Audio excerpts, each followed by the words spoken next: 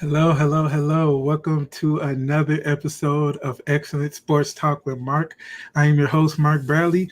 Welcome to another week. I appreciate everybody who has came back as usual.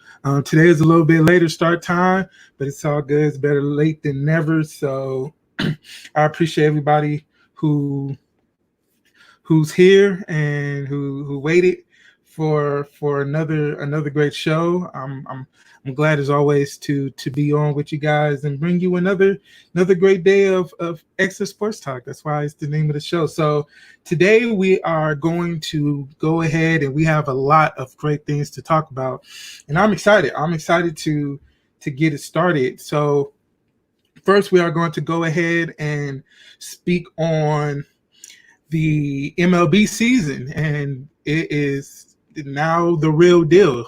It has started, and it began yesterday, and it's been a couple of great games yesterday that we are going to go ahead and dive in, and we are going to continue to talk about the MLB. So it's in full swing now. This is the real deal. This is it. And then we are also going to go ahead and talk about the NBA. The NBA has started their scrimmages over the past couple of days. And of course, we're going to talk about that. That's another big deal in the world in general. Just the fact that sports are being played again professionally is it's a great feeling. So we are going to go ahead and talk about that. And then later after that, we do have a special guest. I don't want to give up the the news yet, but we do have a special guest that is coming on today, and we are going to go ahead and talk to him. So let's go ahead and get started with the program. So the MLB has recently started their season, and yesterday was the opening day, and it was two great games to say the least. So yesterday began with the Washington Nationals, who are the reigning MLB World Series champions, and the New York Yankees. And the New York Yankees, it was in New York. Unfortunately, it was ended early because of bad weather and rain that came upon the game. But at the end of the day, the Yankees were victorious, managed to pull out a win against the reigning champions, 4-1, and it had to end in 6 innings because of the weather. So they just called off the game, and it was a good game from what I saw. Even though it was cut short, it was still a very good game.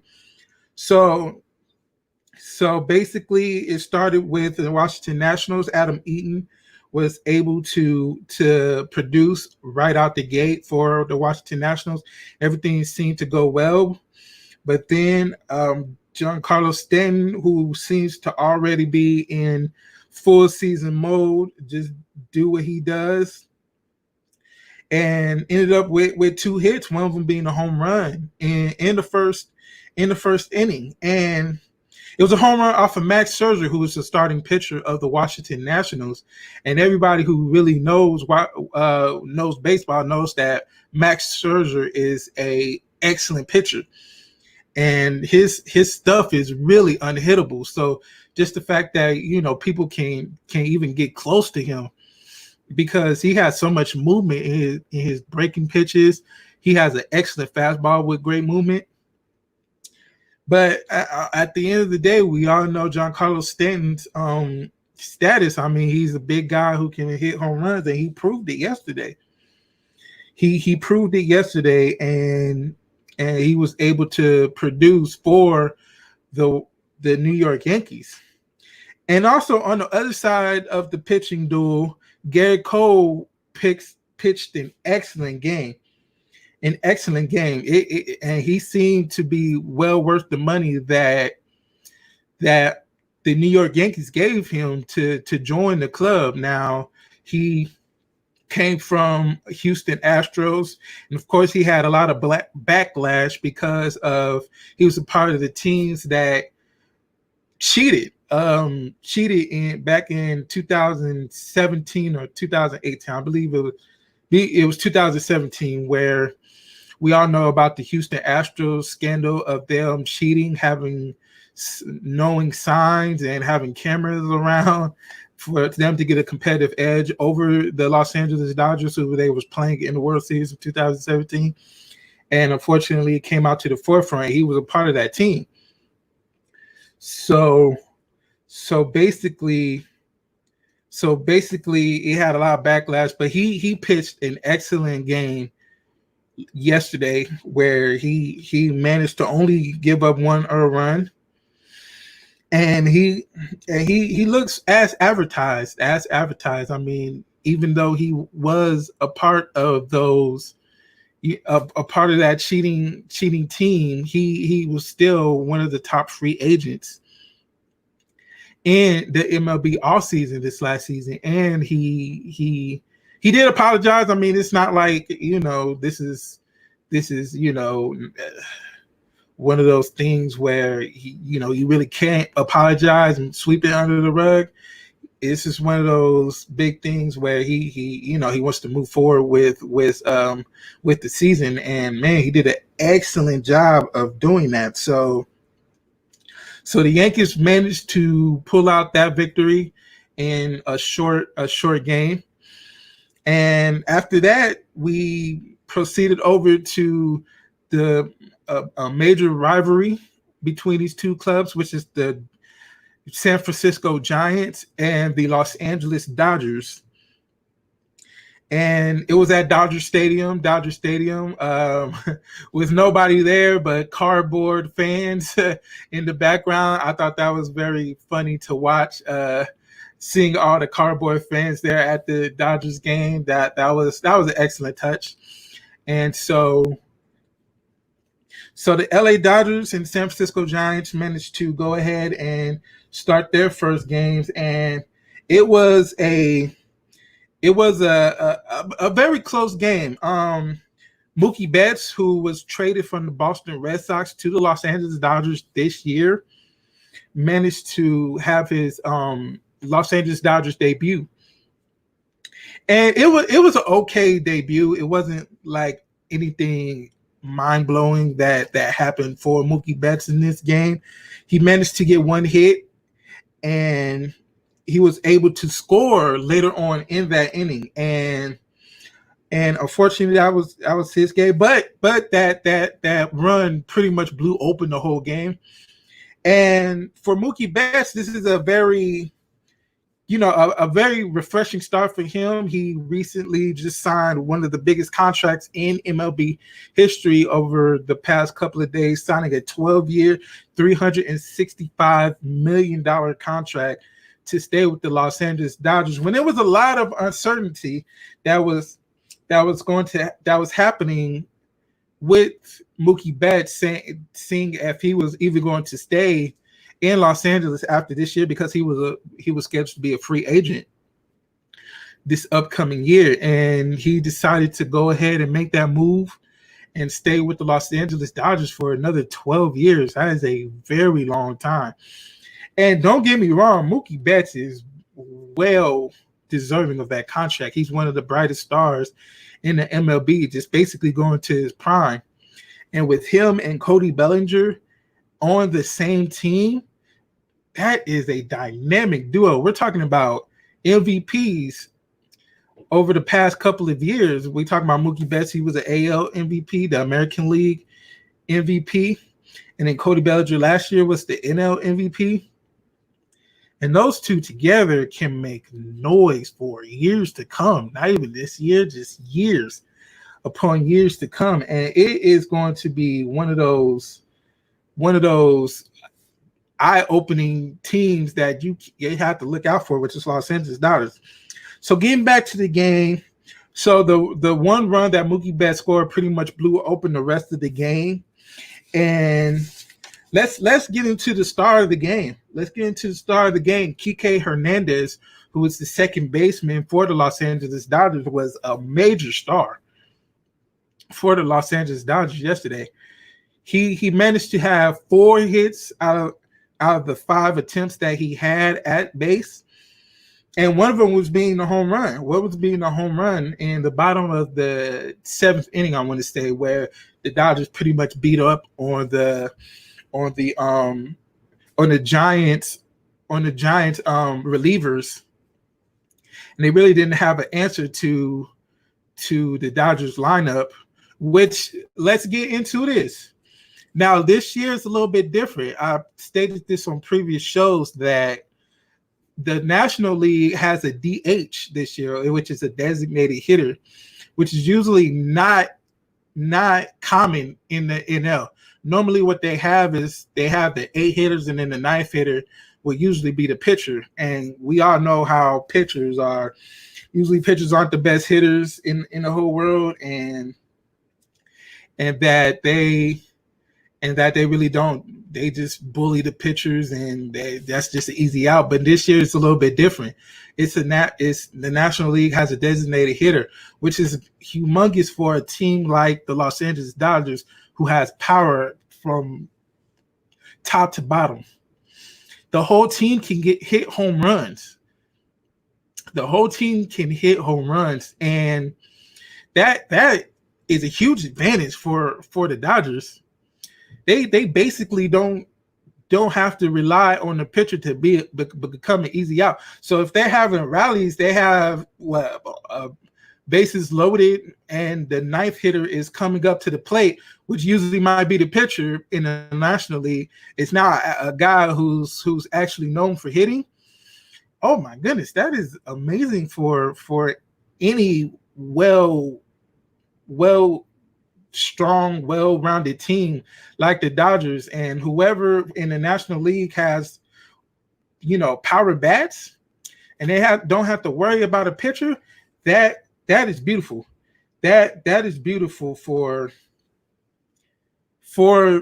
those power hitting teams who are in the National League. They don't have to worry about anybody. They don't have to worry about an easy out. Like I said, it's just straight bats, just up and down the lineup. So at the end of the day, we're going back to the game. The Dodgers ended up getting their opening day win with an 8-1 victory. Now, both of these teams, talking about the Dodgers and the New York Giants, looked amazing. I mean, New York Giants. They were the Giants before. Dang, that's history. The New York Yankees both looked amazing for their first games. And I, a long time ago, predicted that this was going to be the World Series odds predictions for me. And I truly believe that, looking at these two teams, how they played and how they dominated in both of these games. I mean, it looks like all roads lead to this. All roads lead to this. Now, you never know in baseball. I don't think anybody in a right mind thought that the Washington Nationals would be the World Series champions and the Dodgers would lose in the first round to the eventual champions, the Nationals, last year, as well as the Dodgers played all last season, and how the Nationals pretty much at the end of the season last year decided to, make that move and really up their season and did an excellent job, because in the beginning it was looking like, the Nationals definitely not going to make it to the postseason, especially without Bryce Harper going to Philadelphia last year. So you never know in baseball. Now, I still do stand firm on my predictions with the New York Yankees and the Los Angeles Dodgers in the World Series, but you never know in baseball. You never know in baseball. What's up, Patrick? How you doing? Yankees going to clean it up this year? I don't know, man. If they can stay healthy, then I wouldn't look past it. But that's the one problem. They never stay healthy, especially with Giancarlo Stanton and Aaron Judge, who they're both best players. They always seem to get injured at the worst time, and now the Yankees have to scramble to find offense. Now, pitching might be pitching might keep them in games, but as far as them staying healthy, that's the major issue this year. So you have to be careful about that. And we'll have to see, and that's the same for the Dodgers. Clayton Kershaw was hurt. He was supposed to be this opening day starter like he usually is, but he was scratched due to back stiffness. So Dustin May, who was a rookie, and he's the first rookie to become an opening day starter since Fernando Valenzuela back in the 80s. So that's a big deal. He pitched very well for his first go around as an opening day starter, and the relievers did an excellent job of relieving him. So they did their part into keeping that game for the Dodgers to blow up in that game, because it was a close game for a majority of the game until the bottom of the seventh inning when the Dodgers finally decided to really up their game. So baseball is back.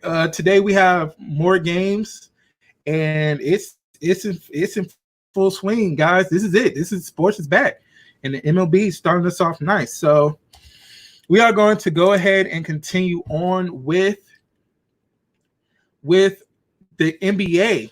The NBA has started their scrimmages over the past couple of days, and it's a very good look for the NBA to, go ahead and get back into game shape, as many of these players have been off for 4 to 5 months.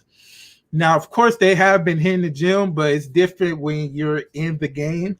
That's what we call game shape, because you can work out as much as you want, but when you get into that game, it's a lot more excruciating for these players to keep up their physicality. So because they constantly get hit, they constantly have to move around. I mean, of course, it's different from when you're regularly working out, but this is it. This is the start of them getting back into game shape. And it started off, the first couple of games was the Clippers and Orlando Magic. That was the first game back. I had the chance to watch it. Now, it's funny because a lot of these players, it looks sloppy. Now, I'm not going to say any one person looks sloppy. It's like the whole thing in general looked really sloppy. I mean, the players look like they haven't played competitively in about 4 months. And that was to be normal, I would say, because when you stop something and you just basically have to pick it up with only maybe a week of practice, things like that are going to happen.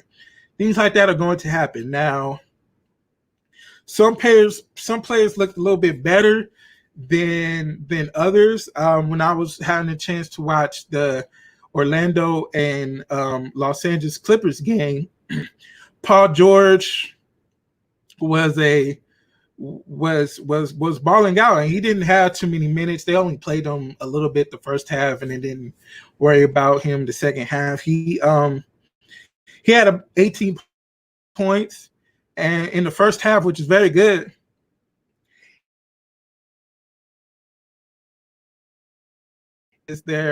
Who is their sixth man, came in and played excellent. Now, of course, he played majority of the bench players of Orlando, but he did have a decent game. And Orlando, they had a decent game as well. Aaron Gordon was balling out very well. Terrence Ross was doing what he does well, which is shoot the ball. And it's a lot of games that look sloppy. The Pelicans game was very sloppy. But it's all right. It's all right. You basically have to get it back under the groove. So, and I think one of the biggest standouts of the NBA scrimmages so far was Boy, who is I believe he's related to Manute Bol, who was an excellent player for the Washington Bullets, who used to be called Washington Bullets back in the day, who's now the Washington Wizards. He had an excellent game. He was a late draft pick to the Denver Nuggets from Oregon, and this was his first official game in the NBA. And he played basically in the G League for the whole year, and he didn't get any playing time in the NBA race. He played in the G League basically the whole year, and now that the restart has happened and there's no more G League, they bring up the players that they feel who's ready for the NBA ranks. And boy, was he ready. He was ready.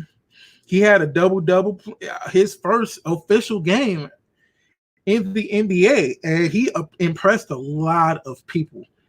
And he was handling the ball quite well for a big man. He was shooting threes well for a big man. He was doing what he's basically been doing his whole career, which is block shots and get easy points at the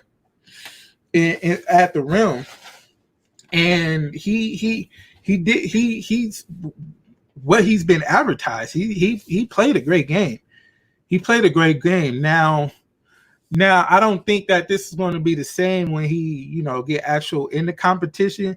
I believe he's going to come off the bench because Jamal Murray, who is their starting point guard for the Denver Nuggets, didn't play this last game. But when the season does restart, that he will come off the bench and provide a lot of great minutes off the bench. And that's going to be very valuable for that team because, after that long season, it looked like Denver was, kind of at their last breath trying to get to that finish line. But now that they have the second win for the NBA restart, Denver Nuggets might be a team to look out for in the playoffs. And so we have other games. Of course, we have the Los Angeles Lakers. They had the chance to play the Dallas Mavericks yesterday, and the Dallas Mavericks did win that game 108-104. But from looking at the game, LeBron James and AD are who they are. Now the starters played really well while they're on the floor, but of course, getting the bench, trying to let those guys play and get their legs under them as they're trying to. It's basically a new team for the Los Angeles Lakers because they basically added Dion Waiters, who didn't play much before the NBA season restarted because he was hurt, so he didn't get much playing time. And we also had J.R. Smith, who recently just signed because of Avery Bradley not playing. And of course, Rajon Rondo being hurt with his thumb, he's probably not going to play until playoff time. And then Alex Caruso didn't play. So basically they had a brand new team and they're trying to figure it out. And the starters played well. Kyle Kuzma did not play well whatsoever. And that is not good because we have to rely on Kyle Kuzma just a little bit more now that Rajon Rondo's hurt. Avery Bradley's not there. So Kyle Kuzma has to be that third man. Unless somebody like Danny Green just become a playoff demon Danny Green and just does what he does in the playoffs. And he has a lot of playoff experience. Don't get me wrong. While he was playing in San Antonio, he was playing well. He won himself a ring last year with the Toronto Raptors. He played really well. And this year he played decent. He didn't really, wow anybody like we would have thought he was. And that's understandable because, he's playing alongside LeBron James and AD, who's basically going to bring up the bulk. Who's going to score the bulk of the points for the Los Angeles Lakers. And Danny Green's just basically there to be a spot-up shooter. And now, from the looks of things, Kentavious Caldwell-Pope will be the starter in place of Avery Bradley, who decided not to play in the NBA bubble due to the coronavirus, and he just wanted to look out for his family, so he didn't want to make sure they were sick. So he's done an excellent job. You know, he did what he had to do to look out for his family, and that's fine. So we just have to move forward with the players we have. So with these scrimmages, it's going to be a big deal for a lot of these bench players for the Los Angeles Lakers to make that playoff push that everybody is expecting them to have, to going deep into the playoffs and maybe even making it to the NBA Finals, and maybe meeting up with the Clippers in the Western Conference Finals, which would be a fun time, especially for people who are living out here in California, who is divided between Clippers fans and Lakers fans, because it is a big rivalry out here in Los Angeles. So hopefully maybe we'll see that in the Western Conference Finals. And then, of course, we had the Bucks, and Giannis looked like Giannis. I mean, he's doing what he's always do. And we know Giannis was over the break has done what he needs to do to really stay in shape and just look like the dominant player that he's been for the past couple of years. Giannis played excellent. Giannis is just being who he is, and we all know the Bucks is the team to beat in the East. I don't see many teams giving the Bucks much of a tough time in the playoffs. Maybe the Miami Heat. I don't know. Miami Heat will probably be the closest team in my eyes to beat them, or Philadelphia. Philadelphia is healthy, and they have a new motivation for them to going into the NBA playoffs, because golly, they was injured before the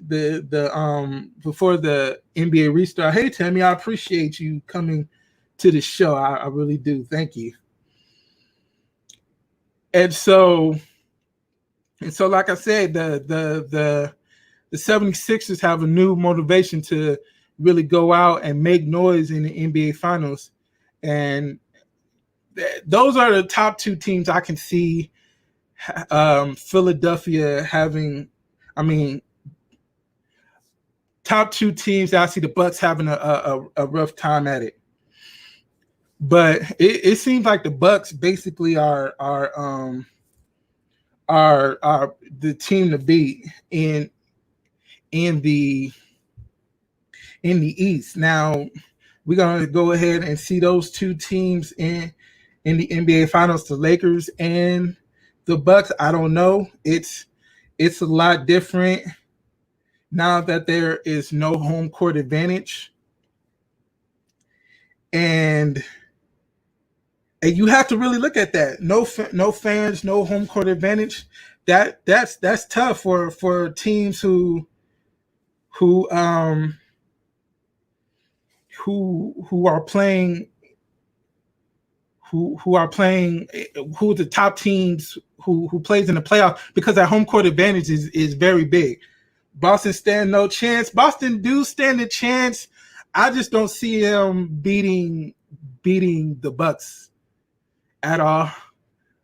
I mean, it's going to be tough. Because I don't see the size that the Milwaukee has, that Boston has, because Milwaukee is a big team. I mean, we're talking about Giannis, who in himself is almost 7 foot. I think he is 7 foot. Brook Lopez, who's a 7-footer. Chris Middleton's a tall guy that can score. Boston just do not have the size that can compete with, or the athleticism that can beat the Bucks.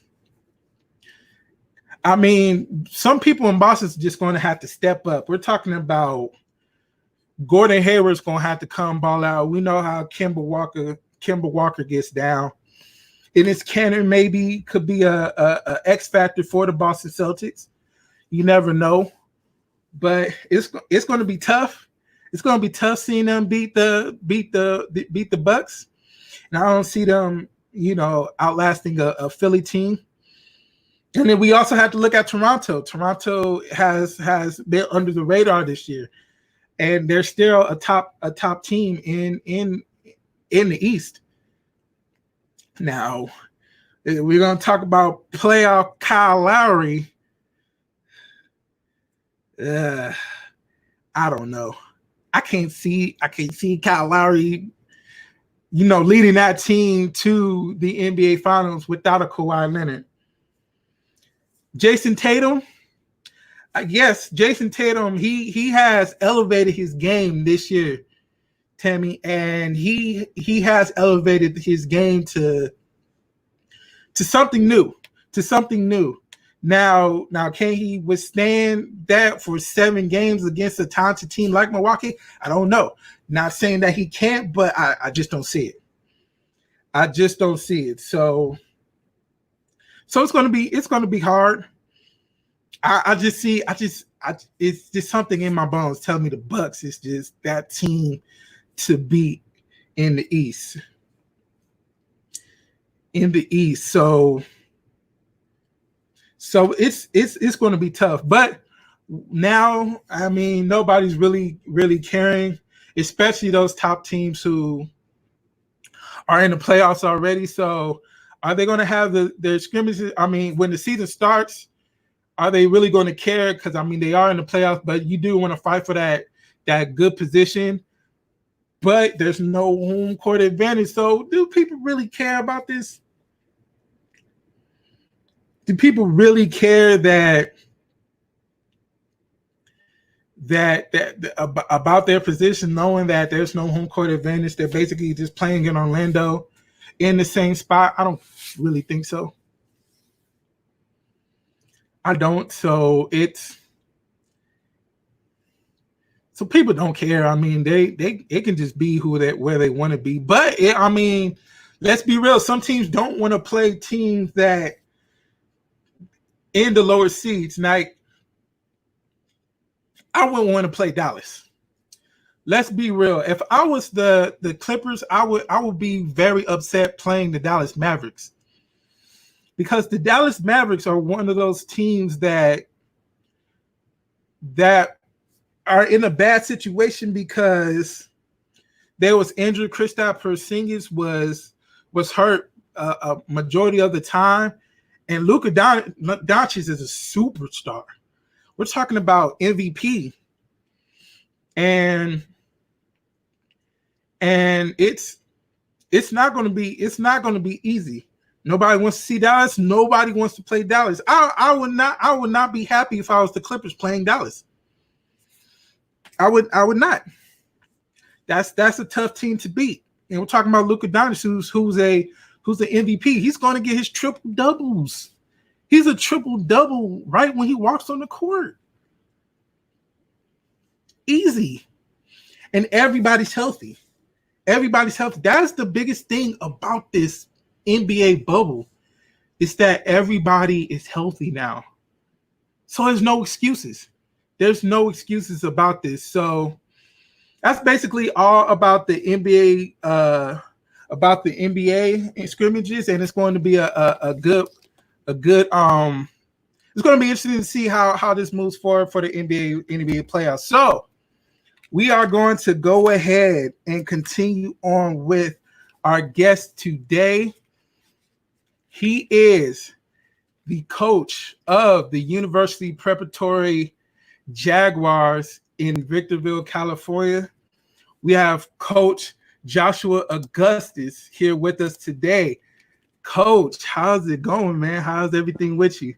Oh man, everything. Very unique situation that we all waiting for. But Yeah, everything is going as good as I guess it could go.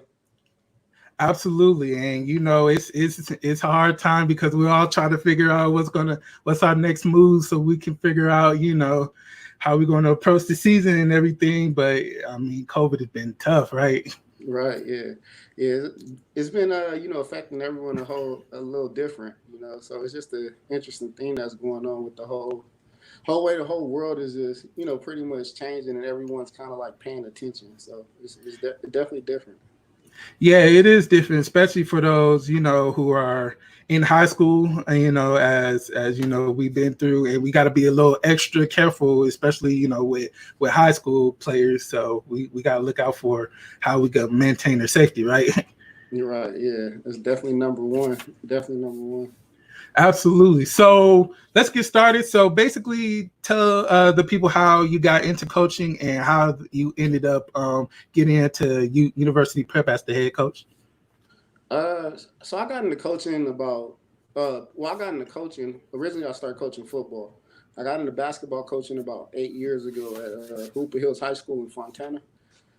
Started as a freshman coach, became a JV coach. Then I switched schools, went to Fontana, and then that's when I got the opportunity to be the head coach. So I started head coaching there for 2 years, and then during that time, I got my teaching credential, and then I was hired at University Prep. So then the following year, after I got the teaching credential at University Prep, then I was able to get the University Prep job. So that's how I came about getting that. I started coaching just as a hobby. My little brother, he's like 15 years younger than me. So my mom just said, "Why don't you just go out there, see if you like it, see if you can help them out." So I went out there, start helping, and then shoot, for me, coaching is kind of addicting. It just got more fun to just coach different sports, different things. So that's kind of how I got into it. Just my mom said, "Hey, why don't you go try it out?" And yeah, that's how it stuck. Yeah, it seems like you definitely went through the ranks. I mean, it's not easy, especially going from football to basketball just like that, and then really getting into that move with basketball and coming from football background for sure. Yeah, definitely. Yeah, and it's weird too because there's some similarities that you wouldn't really think of, and then there's obviously a whole lot of differences. Like so with basketball, one thing I kind of learned, if you know a little bit about football, if you're like a receiver and you're running a pass route, you try to like say you're playing against a zone, you want to stop in different areas. Hmm. And then if you're going against man, you kind of want to cross and pick and stuff like that. Similar to basketball, if you're playing man, you want to do back cuts and you want to set screens and kind of create mismatches. If you run a zone, you want to get to like open spaces. So I thought that was pretty interesting too, like because there are some similarities to it, but it is a lot different. Yeah, I mean, sports is basically the same. I mean, if you really think about it, I mean, it's really not hard to adjust to really. I mean, if you like one of those guys who is well versed in sports, you're really gonna make an easy transition. I think that was really what you did, and it was kind of easy for you. Oh, thanks a lot. Yeah. Actually, we got a comment. I'm pretty sure that is from my father. He said, "What's up, Mr. Augustus?" Tell him how is he doing. Hope Yeah. everything's going well over there.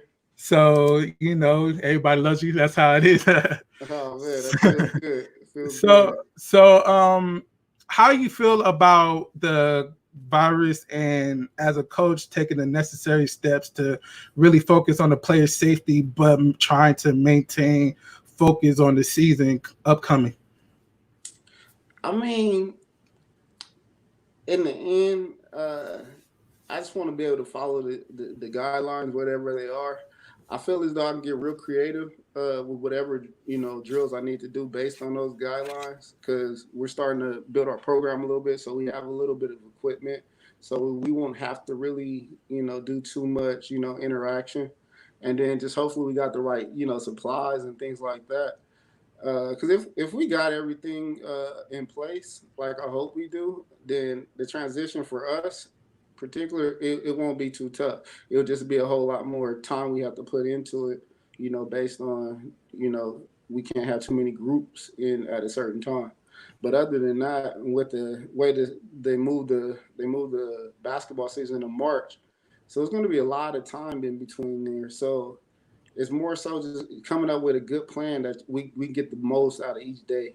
If we come up with a good plan, get the most out of each day, then we're competing against the same people with the same amount of time. So we just got to hope that our plan's good enough and, we Right. did the research to do the right stuff.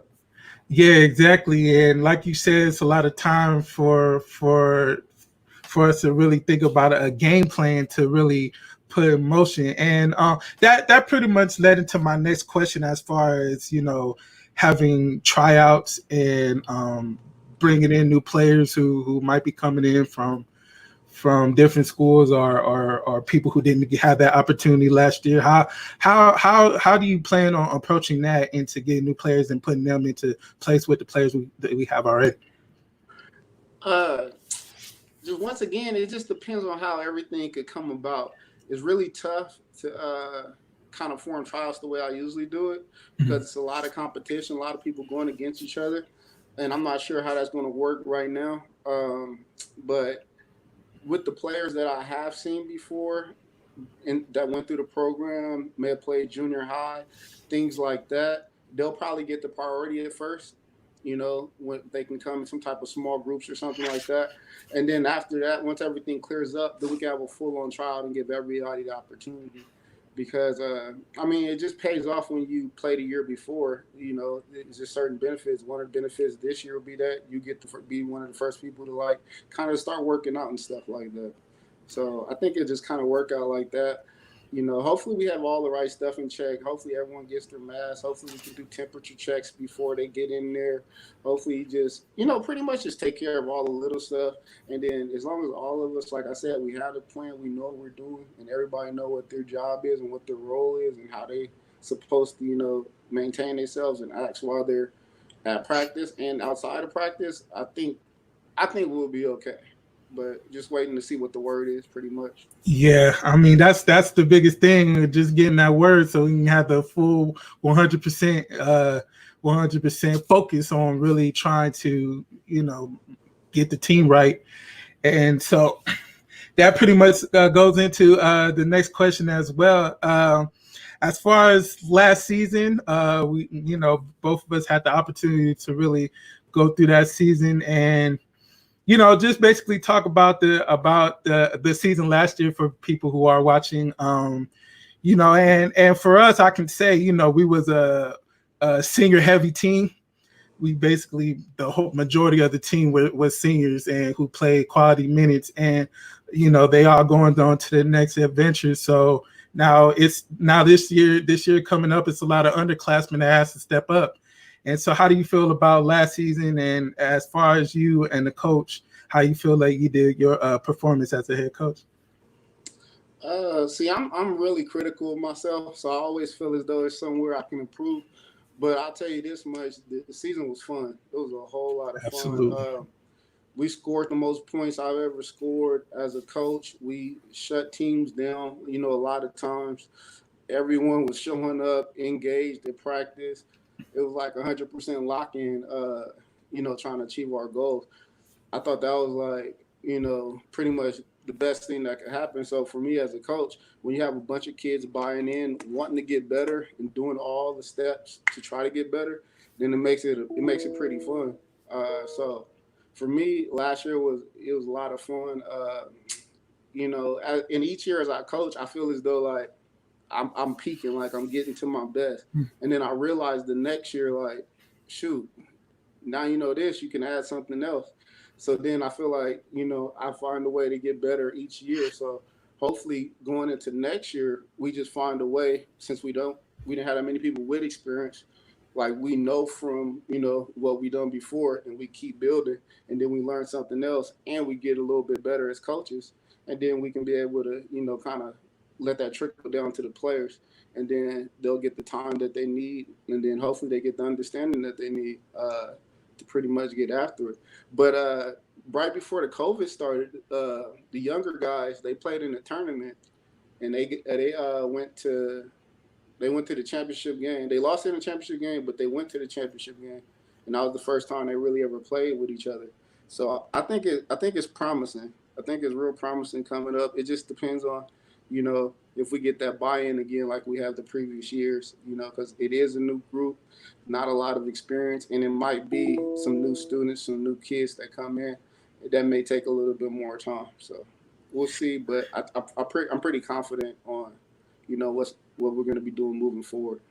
Yeah, absolutely. And of course, with the players who do have a little bit of experience, they can really expand on that. And, you as a coach, me experience firsthand that adding a lot of wrinkles to the game plan as far And it goes back, and I remember vividly 22 when we played the 22 defense. That is a absolutely incredible defense when played right. When played right, and I just remember going back to a lot of Riverside Prep when we started playing 22, and that really shut them down. I think that, as you can see, as a coach, really, adding things to those game plan. Of course, we didn't practice it too often, but when the students really got it right, it was tough. So, like you said, while you're peaking, you adding different wrinkles is really going to help a lot of the younger, inexperienced players that's on the team right now, and especially new players coming in. It's a learning process. I know for a fact I learned a lot from you, for sure, as a coach, and it really helped me out because in the beginning of the season, giving me the responsibility to do coach for myself, I was like, bro, I'm going to screw this one up, right? So, and then you adding the game plans, it really was comfortable for a person like me who really didn't coach too often. I mean, other than me coaching at Hook Junior High once as a JV coach, and then now coaching the high school. And this is serious. People don't play about their high school sports. You really help ease the whole situation. And as a coach, as you keep going, it's just more things you learn. It's going to be very good to see the progression that the school and you are going to move forward with. So that's definitely, as a head coach, seeing from my perspective firsthand, it's going to work well for sure. Thanks. Yeah, absolutely. So as far as this, basically going to be the last question. As you continue on trying to find players and really trying to get through this COVID-19 stuff, how do you expect this year to go for you as for the season with the late start and trying to get these games off? I hate to answer this because I'm gonna tell the truth. Coach once told me you pretty much coach every single game and you prepare for every single game like you're trying to win. Mm-hmm. If that happens, then you win the championship. So my goal was always the same every single year, to be winning the championship at the end of the year. So that's what we're going to be shooting for. That's what we're going to be striving for. Everybody has the same, issues with the COVID. So, I mean, we're going to be going through what we're going to be going through. Other teams are going to be going through what they're going to be going through. We just got to hope, like I said, we got to get a good plan together. People got to let us know what's going to be happening. We put a good game plan together, and then we just pretty much let the work do the talking. Just stay in there, get in the gym as often as we can, get as many opportunities to play, get as many opportunities to just get better. And then I think with the amount of time that we're gonna have, I think it, for us being such a young team, it should be a benefit other than like a curse. Yes, throwing off our routine, but it's gonna give us a lot more time to pretty much get together, learn each other, know where people want to play, what people can do well, and see what other stuff we can enhance. Because just like I said earlier, as a coach, their job as the players is to add their wrinkles too. So the few players that are coming back, like Jordan was a starter last year, he got to come back with a new wrinkle. He learned how to dunk over the summer, so that should be something that he's putting into his game. Other players got to add their wrinkles and stuff like that too, because in the end, I'm not going to dribble a ball for 1 second in that game. It's going to be Right. up to them to pretty much prove it the second they get on the court, and they got to prove it every single game because you don't win based on your potential and how much you wanted it. Is pretty much you got to be better than the other team. So Right. we'll see how many wrinkles we can add together. We can see how much stuff we can put together, and we just hopefully just we all pretty much just work hard and kind of just keep encouraging each other, because that would be the hardest thing with it being Mhm. so far away, staying focused for that long. Like that usually is Right. pretty tough. Just waiting and waiting and waiting, not knowing you're playing games. different things coming up in your life, and you're Yeah. struggling with practice. Can I get there and things like that? So that'll be the biggest thing if we can all come together as a team and keep encouraging each other to get there.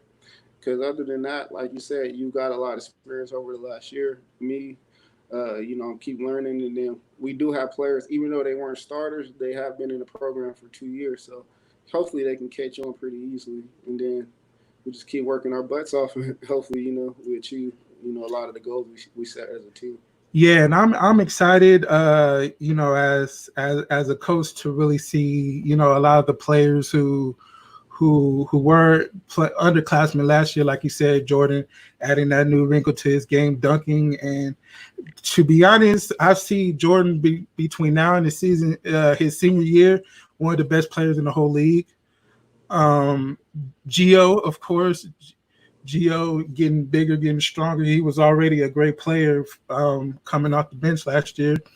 And of course, Julius, he taking that step up, as far as becoming a better scorer and the ball handler, because I always thought Gio on the defensive end was going to be fine because he always bring that energy. Gio's a firecracker. One thing get him started. And of course, the younger players who maybe didn't get much time, as far as like Gabriel. We're going to see how he does. Ethan Cross, hopefully he can make an improvement because he was already a great shooter and he can always play defense. He was he was an underrated rebounder outside of a lot of JV games. And Mark too. Absolutely. Yeah, Mark as a starter. He came late last year, right? So it was kind of hard to get him, back into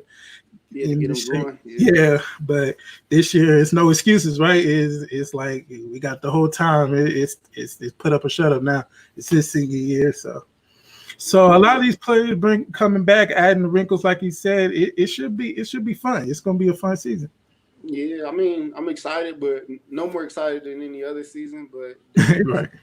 Looking forward. But I will say this: I've never had this much time to sit down. So I guess that'll be a little bit different about it. Yeah, it's definitely. I think it's going to be different for everybody. It's like, man, we really got to figure this one out. It's going to be tough. But I do appreciate you coming on, Coach Augustus. I thank you for your time.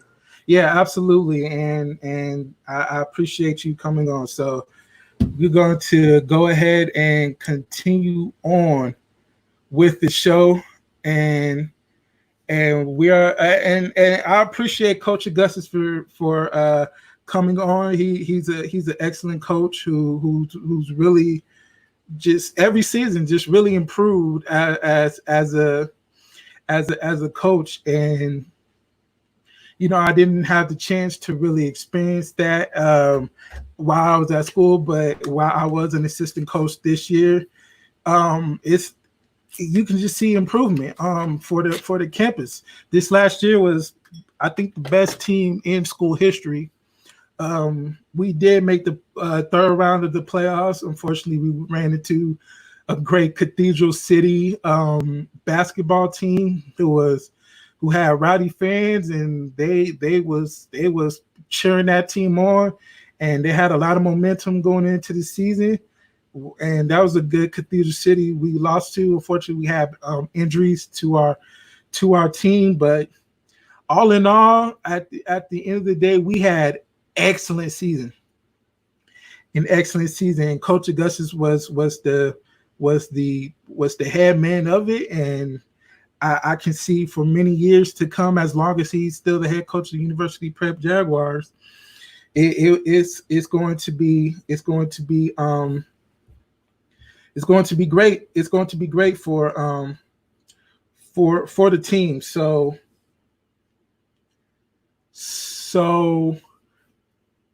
I appreciate again Coach Augustus coming in, and now we're pretty much coming down to the end of the show, and that we are continuing on, basically going on with the restarts of sports. We, like I said, the MLB has continued. Today is going to be a couple of more other games on the schedule, as I'm going to go ahead and pull it up today. So So today, basically, we have the Braves and the Mets going on right now as we speak. It is a 0-0 game. Then later on, we have the Detroit Tigers at the Cincinnati Reds, Blue Jays for the Tampa Bay Rays, Miami Marlins against Philadelphia. And the schedule goes on and on. It's a lot of games today, and pretty much capping it off again will be the Dodgers and the Giants, and the Athletics, the Oakland Athletics, who has their own stadium now, and the Los Angeles Angels of Anaheim, and of course the Houston Astros and the Seattle Mariners are going to play. And it's the first game Houston has today with the cheating scandal. I mean, there's no fans to boo them, but they're gonna find a way to boo them. I promise you that. And so the NBA is going on right now. We have our scrimmage games going on. I know for a fact the last thing I saw, Philadelphia was putting it to Memphis. And then we have other games coming on ahead. I can't find them on the schedule, but NBA is moving. Everything is basically just going as scheduled, and it's great to see many of the professionals getting back to what they love, and hopefully at the end of the day, as high school coaches, we can get back to what we love doing as well, and getting back to coaching, at the high school level, because like Coach Augusta said, it's very addicting, and I've seen that firsthand. I loved it. I was at the gym. I was at the gym a lot, and basically I treated that like my own children, and I treated the students like they was my own children as well, because at the end of the day, high school students, need a little bit more motivation. And I said this back in my shows before with my last interview. You want to make sure that these players are doing what they have to do as far as, growing into young men, taking responsibility, right? You have to make sure your grades is on point at all times. You don't want to get in trouble in class.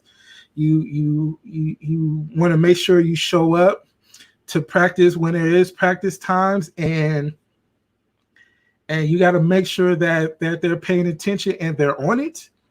So basically that's going to stay the same. Now it's going to be different because we have to add new. We always want to make sure the player safety is number one, of course, and it's just another thing we have to make sure as coaches, to make sure that they are safe as far as playing the game, any sport that any student athlete is playing. It's not even from high school; it goes up to college. So we gotta make sure players are safe, and we gotta be extra safe, especially for high school students who's 15 to 18. That they're extra safe. I know, as high school players, you want to play at all times, but as far as safety goes, that's number one. So we want to make sure that the players are safe, and we're going to move the train forward. So I want to thank you for everybody who came out to the show again for another Friday. I know it was a little bit later start, but you guys showed up and showed out. I appreciate that. I want to thank Coach Joshua Augustus again for the interview, and I will be back at the normal time next week, 12 p.m., noon p.m. Pacific Standard Time. So I appreciate everybody who come out, and I will see you guys again next week. All right. Peace.